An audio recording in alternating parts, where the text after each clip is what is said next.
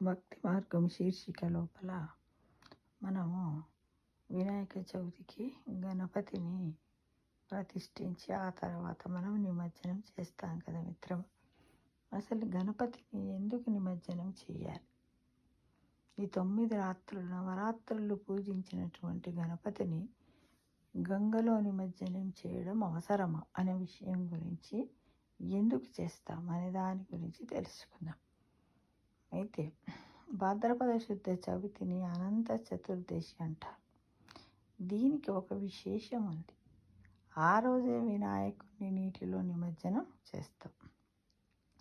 వినాయక చవితి నాడు మట్టి ప్రతిమను ప్రతిష్ఠించి 10 రోజుల పాటు పూజలు నిర్వహించిన తర్వాత దాన్ని నదిలో కానీ సముద్రంలో కానీ కలపడానికి కారణం ఏమిటంటే, పూజలు అందుకున్న వినాయకుడి శక్తులు నీటి ప్రవాహం ద్వారా సర్వతా వ్యాప్తి చెందుతాయి.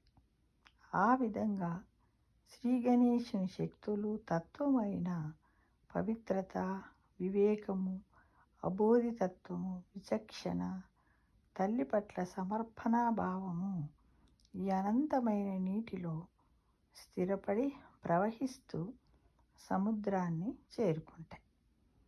అనంత అంటే వినాయకుడు నాశనము లేనివాడు. గణేశుని శక్తి అనంతంగా వ్యాపించి ఉంటుంది. అంతటి మహిమాన్వితుణ్ణి నిమజ్జనం చేయడానికి తీసుకువెళ్తున్నప్పుడు మనమందరము ఎంతో భక్తి శ్రద్ధలతో మెరగాలి. ఎలా అంటే కీర్తనలు పాడుతూ మేళతాళాలతో మంగళప్రదంగా ఆయనను సాగనంపాలి.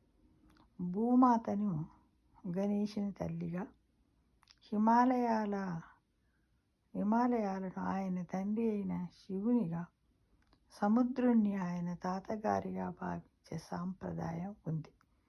అనంతుడనే పేరు ఉన్న ఆయనను అనంత చతుర్దశి రోజున సముద్రంలో లేదా నదులు, చెరువుల్లో నిమజ్జనం చేయడానికి ఎంతో ప్రాధాన్యత ఉంది మిత్రమా. మట్టి నుంచి ఉద్భవించిన గణేశుడు నీటిలోకి చేరి దాని ద్వారా మానవాళికి, జంతువులకు, ప్రకృతికి తన శక్తులను, తత్వాన్ని ప్రసాదిస్తాడు.